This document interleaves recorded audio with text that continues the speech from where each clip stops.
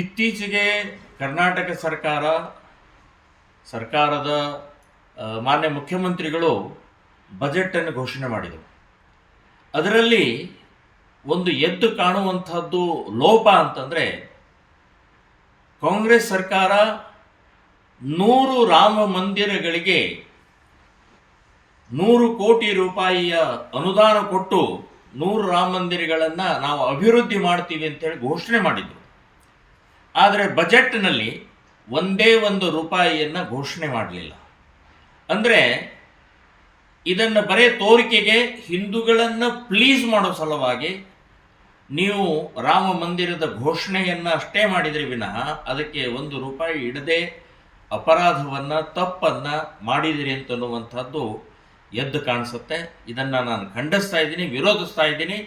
ಅಷ್ಟೇ ಅಲ್ಲ, ನಿಮಗೆ ಈ ರಾಮ ಮಂದಿರದ ಉದ್ಧಾರ ಅಭಿವೃದ್ಧಿಗೋಸ್ಕರ ದುಡ್ಡಿಗೆ ನಿಮಗೆ ಕೊರತೆ ಬಂದಿರಬಹುದು. ಆದರೆ ಮುಸ್ಲಿಮರಿಗೆ ದುಡ್ಡು ಕೊಡೋಗೋಸ್ಕರ, ಬಜೆಟ್ನಲ್ಲಿ ದುಡ್ಡು ಇಡೋಗೋಸ್ಕರ ನಿಮಗೆ ಕೊರತೆ ಕಾಣಲಿಲ್ಲ. ಮುಸ್ಲಿಂ ಮತ್ತು ಕ್ರಿಶ್ಚಿಯನ್ರಿಗೆ ಬಜೆಟ್ನಲ್ಲಿ ಘೋಷಣೆ ಮಾಡೋಕ್ಕೆ ನೀವು ಮರೀಲಿಲ್ಲ.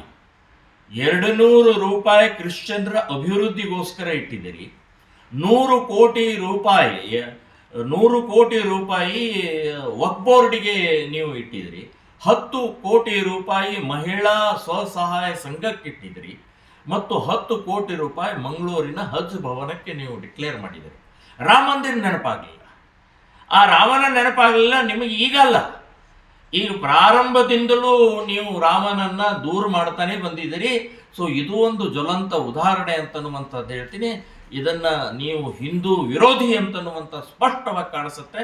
ಹಾಗಾಗಿ ನಾನು ಇದನ್ನು ಖಂಡಿಸ್ತಾ ಇದ್ದೀನಿ, ವಿರೋಧಿಸ್ತಾ ಇದ್ದೀನಿ. ಮುಸ್ಲಿಂ ತುಷ್ಟೀಕರಣ, ಕ್ರಿಶ್ಚಿಯನ್ ತುಷ್ಟೀಕರಣ ಒಂದೇ ನಿಮಗೆ ನೆನಪಿದೆ.